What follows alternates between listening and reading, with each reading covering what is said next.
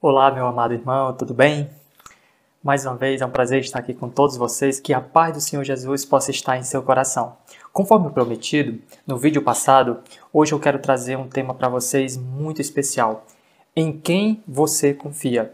É o tema do vídeo de hoje. Eu espero que seja uma bênção para a sua vida e que toda essa temática que iremos desenvolver nesse vídeo possa esclarecer-nos e fazer com que cada um de você que está me assistindo possa depois tomar decisões mais conscientes, firmadas e fundamentadas na palavra de Deus. Para isto, eu peço que você pegue a sua Bíblia, iremos refletir em um texto bíblico aqui na introdução deste vídeo e por meio dele vamos aqui poder tratar de alguns assuntos muito atuais, os quais vai ser de muito interesse de cada um de vocês para que vejamos em um quadro mais amplo o que realmente está acontecendo e aonde devemos pôr a nossa confiança. Vamos ao texto bíblico e vamos nessa jornada juntos aprender um pouquinho mais da palavra de Deus. Abramos a Bíblia em Judas 3 e o texto nos diz o seguinte: Amados, enquanto estava todo empenhado em escrever-vos a respeito de nossa salvação comum, tive de fazê-lo por uma razão especial, para exortar-vos a combaterdes pela fé, uma vez por todas confiada aos santos. Versão Bíblia de Jerusalém. Meus amados e queridos irmãos, o que eu quero aqui deixar para vocês, de maneira muito transparente, através desse texto bíblico, é o seguinte: que fé é esta que uma vez foi entregue aos santos? De que santos a palavra de Deus está se referindo? Quando foi dado esta fé para esses santos e em que circunstâncias? Vamos aqui porcionar e vamos dividir aqui esta mensagem para ser bem compreendida, porque ela vai introduzir aos assuntos que temos de tratar hoje, que são muito importantes e especiais. Veja bem, meus amados. Esta fé que uma vez foi entregue aos santos pelo nosso Pai Celestial, foi uma fé que foi dirigida e direcionada ao próprio Adão. Adão foi o primeiro a ser o receptáculo desta graça maravilhosa de Deus.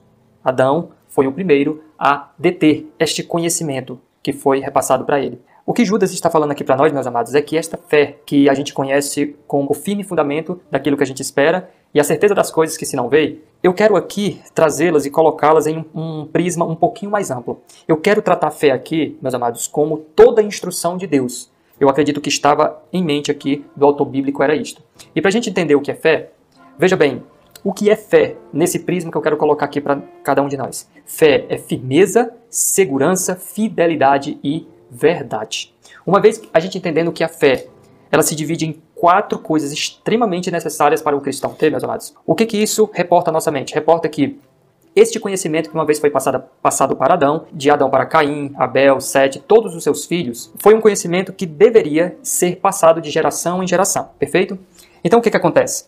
Uma vez que esse conhecimento tinha que passar de geração em geração, a intenção de Deus, meus amados, era conservar um conhecimento claro, um estilo de vida bem transparente e bem nítido na mente das gerações posteriores que viria ali com os descendentes de Adão. Portanto, entendamos o seguinte. Lembra o que Gênesis 3, verso 15 nos informa? O início, a inauguração do grande conflito entre o bem e o mal. Uma vez que esse grande conflito ele surgiu aqui nesse nosso planeta caído, desde então, meus amados, a gente tem que entender que 2 povos, o tempo inteiro, eles iam estar em inimizade. Que, respectivamente, são eles os descendentes da mulher, que iria culminar com a vinda do nosso Messias, Jesus Cristo, e os descendentes da serpente. Então, esses 2 grupos iriam estar em constante luta entre eles, mais especialmente o inimigo que desenvolveu uma inimizade cruel contra o povo de Deus, certo? Com isso em mente, meus amados, devemos entender o seguinte: em toda a primeira dispensação, em todos os tempos do Antigo Testamento, Deus ele quis conservar para cada filho seu o seu conhecimento puro, original, completo. Para que isso, irmãos?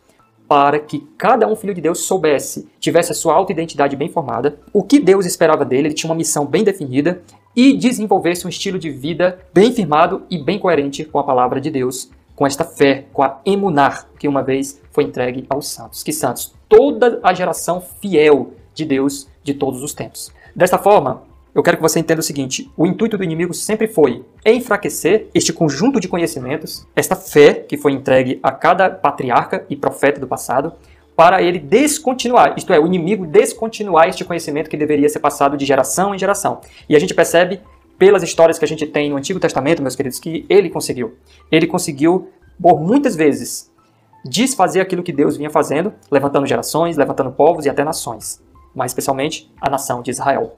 E cada vez que o povo de Deus era diluído, era espalhado entre as nações, esta verdade, essa emunar, a fé era enfraquecida. Então, eu quero que você entenda isso. Sempre o intuito do maligno é fazer com que o conhecimento de Deus, a Torá, a instrução de Deus, seja enfraquecida. Com isso em mente, vamos aqui fazer um exercício de discernimento, certo, meus amados? Vamos lá.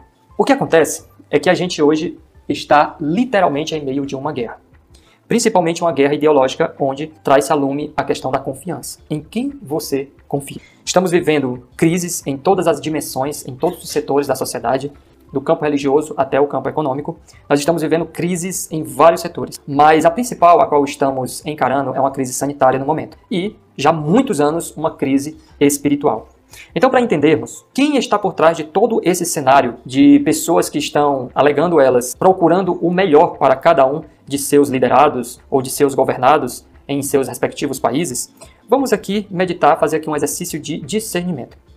Nós temos, em 2015, foi elaborada uma agenda com pelo menos 17 objetivos bem claros. Foi organizado pelas Nações Unidas, pela ONU. Veja bem, meus amados, vamos aqui pensar juntos. Eles estão projetando todos esses objetivos para 2030. E, por sua vez, eles vão fazer o possível e o impossível para atingir tais objetivos. Veja bem, aqui como vocês estão acompanhando, os novos Objetivos de Desenvolvimento Sustentáveis, as ODS, aprovados pelos líderes mundiais reunidos na Assembleia Geral da ONU, a 25 de setembro de 2015, são fruto do trabalho conjunto de governos e cidadãos de todo o mundo para criar um modelo global de governança com a finalidade de acabar com a pobreza, proteger o meio ambiente e promover a prosperidade e o bem-estar de todos até 2030. Veja bem, na verdade, meus queridos, o próprio texto com a fala do próprio porta-voz ali da ONU para criar um modelo de governança global, a gente entende qual seria, de fato, o objetivo real deles através dessas ODS, que na verdade não é pensando, meu amado irmão, no meu e no seu bem-estar. Tenho certeza absoluta disso.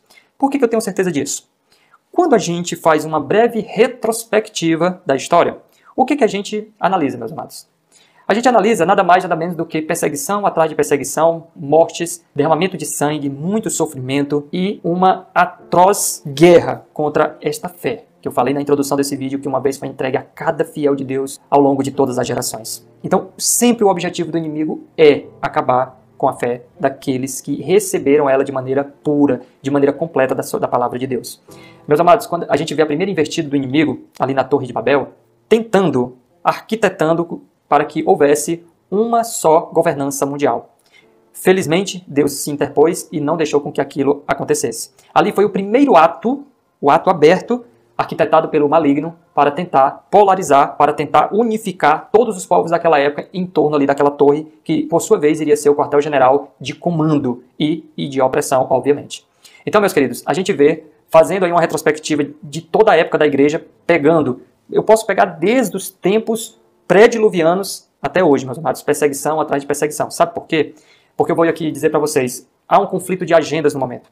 Há um conflito de agendas no momento. A agenda do maligno, que tem vários e vários objetivos que são diametralmente diferentes dos de Deus. Dos de Deus, em sua palavra, a gente tem o conhecimento do que vai acontecer, como vai acontecer e em que circunstâncias acontecerão tais acontecimentos. Essas duas agendas, elas estão constantemente em conflito.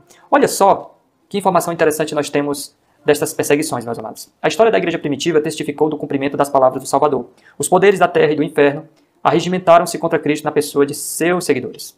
O paganismo previa que se o evangelho triunfasse, seus templos e altares desapareceriam. Portanto, convocou suas forças para destruir o cristianismo. Acenderam-se as fogueiras da perseguição. Os cristãos eram despojados de suas posses e expulsos de suas casas. Suportaram um grande combate de aflições. Hebreus 10:32. Experimentaram escárnios e açoites, e até cadeias e prisões. Grande número deles selaram seu testemunho com o próprio sangue. Nobres e escravos, ricos e pobres, doutos e ignorantes. Foram, de igual modo, mortos sem misericórdia. Isso está no Grande Conflito, página 39. Meus queridos, que cenário o Grande Conflito delineia pra gente e descreve? Entenda uma coisa, meus queridos. Todas as vezes, que a agenda do maligno receber algum tipo de resistência dos planos que Deus tem para a sua igreja aqui nesta terra, vai haver o que você viu no texto do Grande Conflito. Não importa a posição, raça, status social, nada. Será morto pela feroz inimizade da serpente e de seus descendentes. Continuando, dando uma olhada na história e chegando até os nossos tempos, o que a gente está percebendo? Já durante muitos e muitos anos, desde que a gente tem o início do tempo do fim até hoje, a gente vê em alguns países muita perseguição e morte de cristãos. E o que está acontecendo, meus amados, com a igreja hoje? Olha o que o grande conflito continua nos dizendo. A outra questão mais importante que deveria ocupar a atenção das igrejas de hoje. O apóstolo Paulo declara que todos os que piamente querem viver em Cristo Jesus padecerão perseguições. Por que é, pois, que a perseguição em grande parte parece adormentada ou adormecida?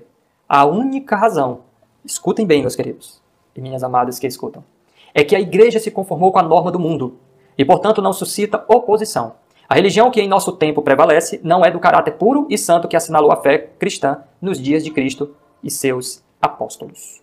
É unicamente por causa do espírito de transigência com o pecado, por serem as grandes verdades da palavra de Deus tão diferentemente consideradas, por haver tão pouca piedade vital na igreja, que o cristianismo é aparentemente tão popular no mundo. Haja um reavivamento da fé e poder da igreja primitiva e o espírito de opressão reviverá, reacendendo-se as fogueiras da perseguição. Grande conflito, página 48. Meus amados, o que a gente vê aqui? Haja um reavivamento da fé, dessa emunar que a gente viu, que é firmeza, segurança, fidelidade e verdade. Haja o reavivamento dessas características que constituem a fé. E aí sim, a gente vai ver reacendendo-se as fogueiras da perseguição. Mas, galera, o que tudo isso tem a ver com a questão de hoje? Vamos lá agora começar a fazer algumas associações. Meus queridos e amados, nunca, em nenhum momento da história, nenhum tipo de agência, associação, governo, políticos em específicos de alguma nação, de algum estado, alguma agência, seja ela ONG ou não, nunca, esse tipo de sociedades nunca foram a favor da palavra de Deus. Nunca. Só existe um povo que detém e dissemina o verdadeiro conhecimento da palavra de Deus. São os remanescentes. Entendam isso, meus amados. São os remanescentes. Nenhuma agência que foi levantada segundo os padrões do mundo foi levantada para apoiar o povo de Deus. Em nenhum momento da história. Então vem a pergunta. Será que no momento atual, essas agências que se dizem tão preocupadas com a nossa saúde, com os nossos filhos, será que elas realmente têm compromisso com Deus? Em quem você está confiando? Em quem você está confiando, meus queridos? Então, devemos entender isso. Nenhuma dessas agências tem compromisso com a palavra de Deus. Nenhuma. Muito menos a ciência que está aí reverberando muita coisa falsa, absurda, em relação a todo esse conflito de interesses, conflito de domínio e monopólios, conflitos financeiros que estamos a presenciar nas mídias em gerais que estamos vendo. Em quem estamos pondo a nossa confiança? Nessas agências, organizações ou na palavra de Deus? Na emunar, na fé que uma vez foi entregue em suas mãos. Em quem você está confiando? Quando a gente pensa no nosso Senhor e Salvador Jesus Cristo, meus queridos, a gente vê que somente nele, somente no nosso Redentor, nós podemos sim pôr a nossa confiança plena. Porque em toda a Escritura, ele mostrou dezenas e centenas e milhares de vezes o quanto ele está preocupado com a nossa integridade física, mental e espiritual. O quanto ele deseja que a gente desenvolva um estilo de vida tranquilo, pacífico, longânimo, que a gente desenvolva em nossa vida o fruto do Espírito. Nós temos na Palavra de Deus o nosso mapa, a Palavra de Deus como nosso guia único, verdadeiro e firme para nos apoiar. Será que realmente, desta vez, de maneira única na história, estas agências que foram mostradas aqui para vocês, será que elas realmente estão preocupadas com você? Tão preocupadas quanto o seu Salvador? É muito importante você ter a resposta para essas perguntas, porque a palavra de Deus nos diz o seguinte: sabemos que somos de Deus, porém, o mundo inteiro jaz no maligno. Então, para fechar esse vídeo de hoje, eu quero deixar essa mensagem para vocês, meus amados. O mundo inteiro jaz no maligno. Procure estar bem fundamentado na palavra de Deus, esta fé que uma vez foi entregue a você, meu amado. Você precisa compartilhar isso com outros. Você precisa passar informações mais seguras para as pessoas. Nós estamos vivendo um conflito imenso de interesses, de espiritualidade, crise generalizada de espiritualidade. Você precisa saber quem você é e que missão você tem neste mundo. Então, o mundo inteiro jaz maligno. Por que essas agências não estariam na mão dele também? Por que você acha que agora eles estão querendo trazer algo de bom para você, através de todas estas iniciativas que estão sendo expostas aí na mídia, todas essas campanhas publicitárias, que no final a única preocupação é com ações? Se volte para a palavra de Deus, meus amados. Leia, se aprofunde no espírito de profecia e em que tipo de filosofia de vida a Bíblia e os escritos da nossa amada mensageira Ellen White nos deixou. Que legado ele nos deixou. Que todos possam ser ricamente abençoados. Este vídeo ele foi mais uma reflexão para você saber aonde pôr a sua confiança. E a nossa confiança deve ser posta, deve ser entregue, sem reservas, completamente, ao nosso Senhor e Salvador Jesus Cristo. Que Deus te abençoe e te guarde, que Deus ilumine os teus caminhos, meus queridos, e te dê a paz. Shalom.